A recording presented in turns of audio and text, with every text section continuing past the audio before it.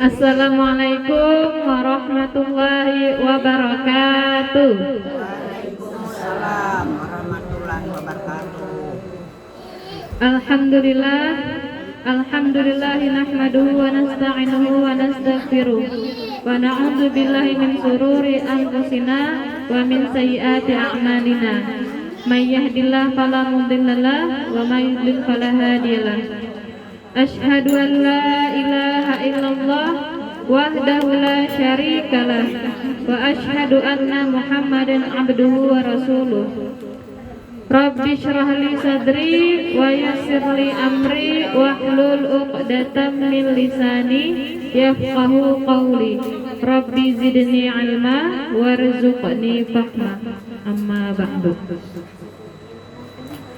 Pertama-tama marilah kita panjatkan puji syukur kita kehadirat Allah Subhanahu wa taala yang mana berkat rahmat dan karunia-Nya kita dapat berkumpul kembali pada hari ini. Salawat dan salam tak lupa pula senantiasa tercurahkan kepada junjungan kita Nabi besar Nabi Muhammad sallallahu alaihi wasallam beserta para keluarga beliau, pengikutnya hingga akhir zaman. Yang ulun hormati tuan rumah kita pada hari ini serta ibu-ibu sekalian yang dirahmati Allah. Bagaimana kabarnya Bu? Sehat Bu? Sehat. Nah, ada yang belum makan ya. Setelah hari raya lumayan pula ada tetamu. Nah, minggu tertilun kada kau hadir juga.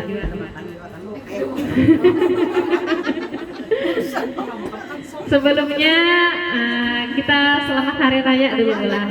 Minal aidin wal faizin, selamat hari Idul Adha. Banyak-banyak minta rela.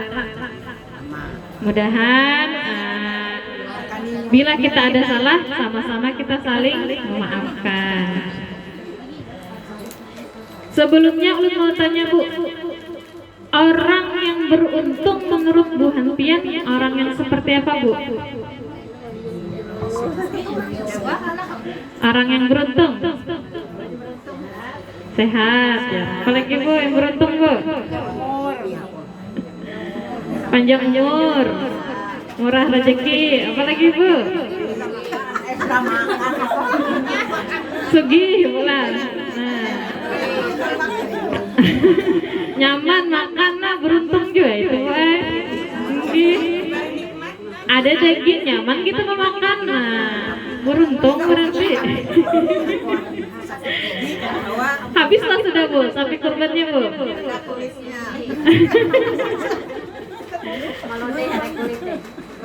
Jadi orang yang beruntung itu kalau di mata kita atau dalam pandangan manusia yang berrezeki, panjang umur, sehat, jujur ya Bu, kan salah, beruntung itu bulan. Nah, tapi dalam pandangan Allah orang yang beruntung itu beda lagi. Kalau pandangan kita manusia sebatas itu tadi beruntung. Nah, kalau menurut pandangan Allah, orang yang beruntung adalah orang yang beriman. Ya ada Bu. Nah, jadi hari ini kita membahas tentang orang yang beruntung menurut Allah. Di dalam surah Al-Mu'minun disebutkan A'udzubillahi minasyaitonirrajim. Bismillahirrahmanirrahim. Qad aflahal mu'minun.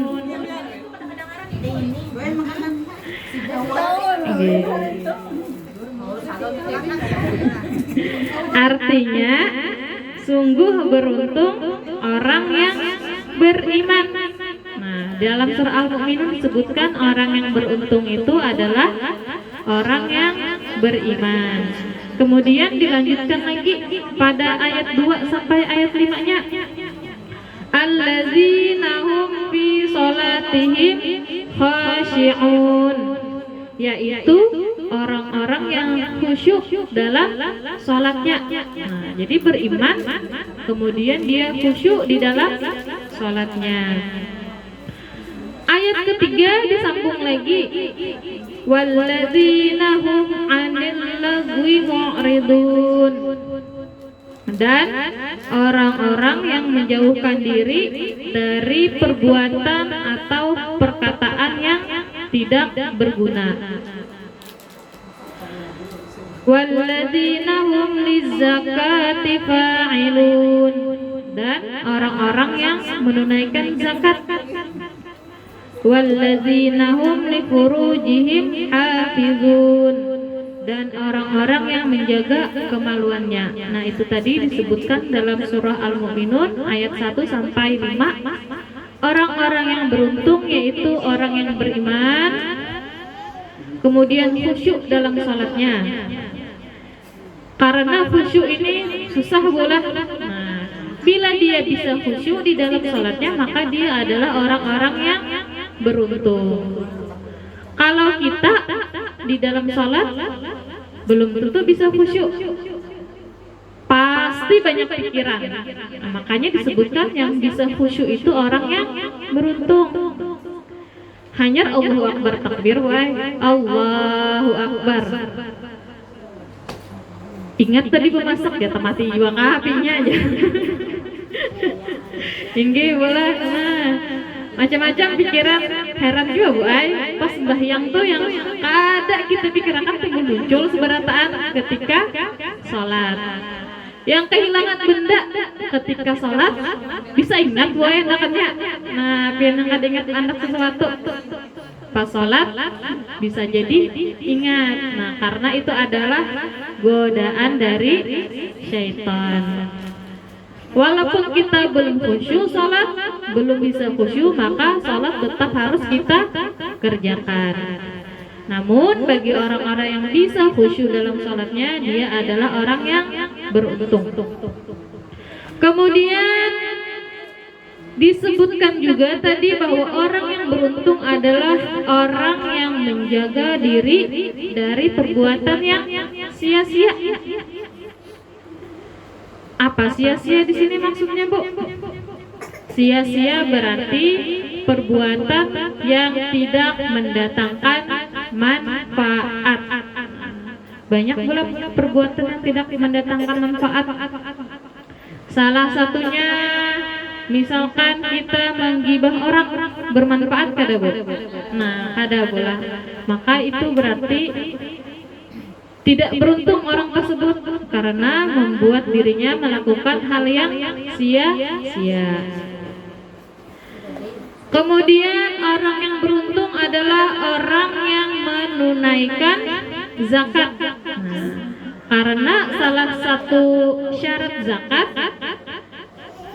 selain zakat fitrah adalah pastinya ada kadarnya sesuai dengan harta yang dimiliki. Berarti bila mana sudah sampai nisabnya dan dia menunaikan zakatnya, maka dia adalah orang yang beruntung. Pada ayat kelima disebutkan lagi bahwa orang yang beruntung adalah orang yang menjaga kemaluannya. Jadi orang yang menjaga kemaluannya itu termasuk menjaga diri dari perbuatan yang diharamkan, yaitu zina. Dan zina bermacam-macam. Berawal dari apa, Bu? Pacaran jadi, Bu. Berawal dari pacaran ya, saling tatap-tatap, saling pandang-pandang, akhirnya saling pegang-pegang. Makanya pacaran itu dilarang karena mendekati zina itu kada langsung zinanya, Bu, perlahan. Dari berdua-duaan dulu, kada mungkin langsung bola pacaran dulu aja, habis itu berduaan, apalagi penuh sunyi bola.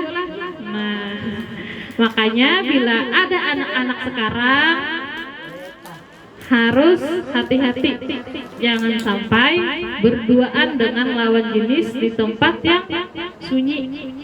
Jadi sama-sama kita ingatkan anak kita bila jalan-jalan, apalagi dengan kawan lakian, nah berduaan aja lagi, jangan sampai ke tempat yang sunyi. Usahakan kalaunya jalan-jalan rame-rame orangnya Bu lah, supaya menghindari dari yang namanya zina. Karena zina itu awalnya dimulai dari pacaran. Walaupun pacaran tidak selalu zina, tetapi biasanya zina diawali dengan pacaran.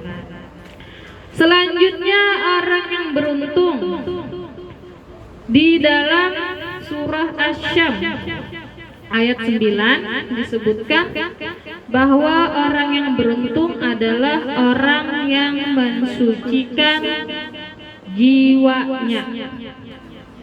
Firman Allah, Bismillahirrahmanirrahim. Qad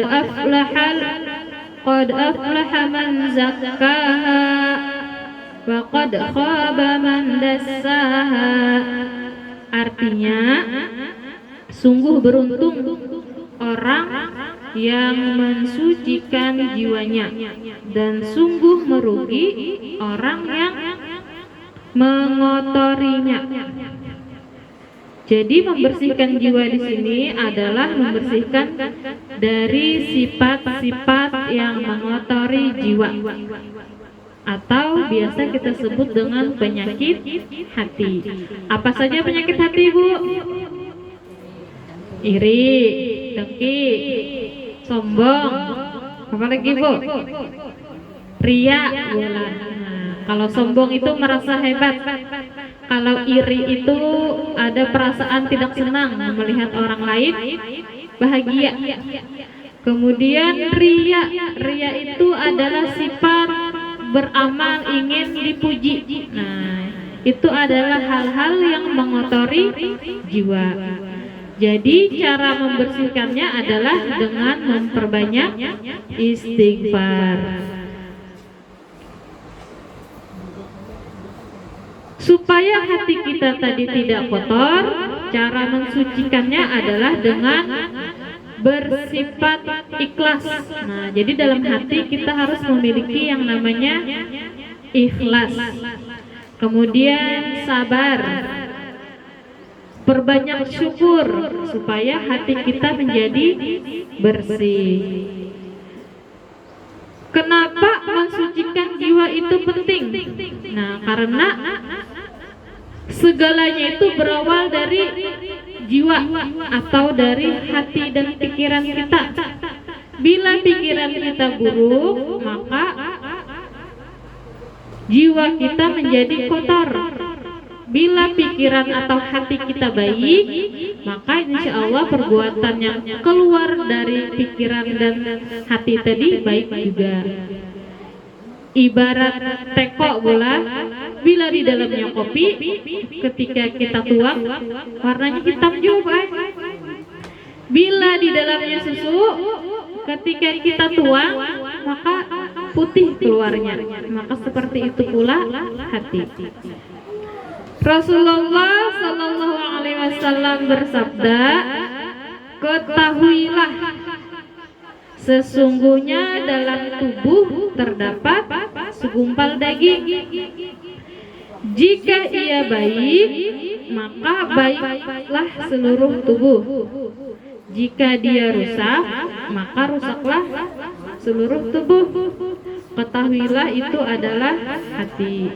Hadis riwayat Bukhari dan Muslim. Kemudian yang ketiga, orang yang beruntung adalah orang yang selamat dari neraka dan masuk surga. Insya Allah ini beruntung benar sudah bulan. Dan ini adalah tujuan kita semua. Iya kan Bu? Selamat di dunia, selamat di akhirat, mati masuk surga. Nah, ini ini adalah orang yang beruntung, selamat dari neraka dan masuk surga. Jadi jangan lupa selamat dari nerakanya boleh. Jangan masuk surganya aja. Karena katanya seluruh umat Nabi Muhammad insya Allah masuk surga. Tapi sebelum masuk surga ada juga yang singgah dahulu di neraka. Nah, karena itu ketika berdoa kita berdoa semoga selamat dari siksa neraka dan masuk surga. Jadi orang yang beruntung itu bukan hanya sekedar harta atau jabatan, tetapi bisa selamat di akhirat pula. Itu orang yang beruntung. Kemudian orang yang beruntung selanjutnya adalah orang yang bertakwa. Di dalam surah An-Nur ayat 52 dijelaskan, dan barang siapa taat kepada Allah dan Rasul-Nya, takut kepada Allah dan bertakwa kepadanya, maka itulah orang-orang yang memperoleh kemenangan. Di dalam surah Al-Hujurat juga disebutkan, inna akramakum indallahi atqakum. Jadi sesungguhnya yang paling mulia di sisi Allah ialah orang yang paling bertakwa. Jadi Allah tidak memandang suku budayanya, siapa sukunya, apa sukunya, tetapi yang dipandang Allah adalah takwanya. Karena kita semua ini sama, diciptakan Allah dari tanah. Tapi tanahnya beda-beda ya Bu Ai. Ada yang tehabang tanahnya, ada yang teputih tanahnya, ada yang tehirang pula, ada yang tekuning jar. Yang tekuning sekalinya tanah liat Bu Ai, berarti kuning orangnya aja. Yang tehirang berarti tanahnya hirang juga Bu Ai. Kisahnya pula. Nah, tapi Allah tidak memandang itu, karena bagi Allah semuanya sama. Maka yang Allah pandang dan yang membedakan di antara semuanya itu adalah orang yang bertakwa. Apa arti takwa? Takwa yaitu taat terhadap semua perintah Allah dan menjauhi segala larangannya. Kemudian orang yang beruntung selanjutnya adalah orang yang memanfaatkan kesempatan. Hadis Rasulullah SAW, iktanim khamsan qabla khamsin. Manfaatkanlah 5 perkara sebelum datang 5 perkara. Apa yang 5 ini Bu? Yang pertama, syababaka qabla haramik, yaitu masa muda sebelum masa tuamu. Yang kedua, wasihataka qabla saqamik, sehatmu sebelum sakitmu. Yang ketiga, wa ghinaka qabla faqrik, masa kayamu sebelum datang masa miskin bola, nah, atau kekurangan. Yang keempat, wa faragaka qabla syughlik, yaitu waktu luangmu sebelum waktu sibuk. Dan yang terakhir, wa hayataka qabla mautik, yaitu waktu hidup sebelum datang waktu matimu. Hadis riwayat Al-Hakim. Jadi hadis ini menjelaskan kita harus memanfaatkan kesempatan yang kita miliki. Bila masih muda, maka manfaatkan waktu muda sebelum datang masa tua. Karena tenaga di usia muda berbeda dengan tenaga ketika sudah tua. Kalau masa mudanya kuat, ketika sudah tua maka berkurang kekuatannya. Yang awalnya gagah berjalan pula, kalau sudah tua maka terbatas kekuatannya karena sudah tua. Maka manfaatkan masa muda sebelum masa tua. Yang kedua, masa sehat sebelum masa sakit. Nah, jadi ketika sehat perbanyak amal solih. Karena ketika sehat berbeda dengan ketika sakit. Kalau sehat sembahyang hendak kayak apa nggak banyaknya Bu Ai, nyaman ya masih karena masih sehat. Kalau sudah sakit, nah berdiri gitu ketawa jadi jujur karena sudah sakit. Nah, ketika kita sehat maka gunakan waktu sehat kita dengan sebaik mungkin. Yang ketiga, waktu kaya sebelum datang waktu miskin. Maka bila kita ada harta, bila sampai masa zakat, berzakat kita. Jangan sampai kita tidak mengeluarkan kewajiban kita. Nah, manfaatkan waktu kaya tadi sebelum habis hartanya. Nah, jangan sampai tidak ada bekal yang kita bawa habis-habis di dunia aja. Nah, maka sisihkan untuk bekal kita nanti di akhirat. Yang keempat, waktu luang sebelum waktu sibuk. Bila ada waktu luang maka gunakan dengan baik. Bila ada waktu bisa kita isi dengan hal-hal yang positif. Bisa jadi kita isi dengan zikir, bisa jadi kita isi dengan ibadah yang lain, atau kita isi dengan cara menjaga kesehatan. Nah, buat ibu nih pina rajin melihat berjalan hendak juga belum Bu Ai, tapi kadang sampai lagi Bu Ai. Nah, manfaatkan waktu Bu lah. Salah satu cara mengisi waktu dengan baik, nah bisa jadi Bu Ai berolahraga setiap hari untuk menjaga kesehatan. Kemudian yang terakhir adalah menjaga waktu hidup sebelum datang mati. Karena setiap orang pasti mati. Ada lagu yang kada mati Bu? Kada ada Bu lah. Semuanya kita nanti mati. Semua orang pasti akan menghadapi yang namanya kematian. Sebelum kita meninggal maka siapkan bekal masing-masing. Jangan sampai ketika sudah meninggal banyak orang-orang yang minta dihidupkan kembali untuk beramal salih, tapi kata Allah habis sudah waktumu.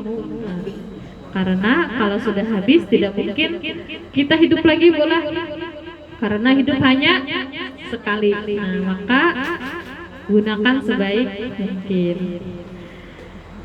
Orang yang beruntung selanjutnya yaitu adalah orang yang hari ini lebih baik dari hari kemarin.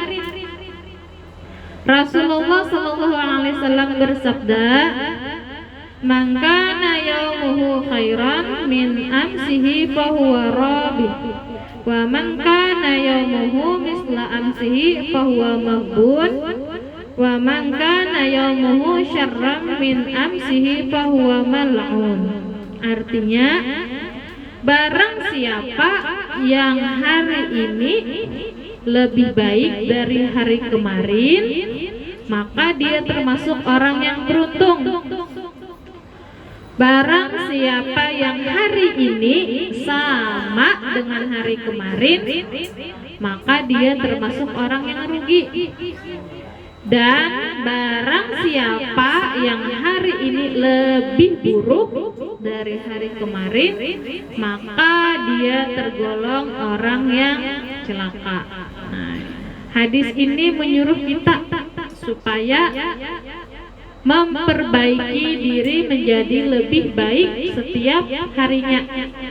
Usahakan hari ini lebih baik dari yang kemarin. esok lagi lebih baik daripada yang hari ini. Bila hari ini lebih buruk dari yang kemarin, maka dia adalah orang-orang yang rugi.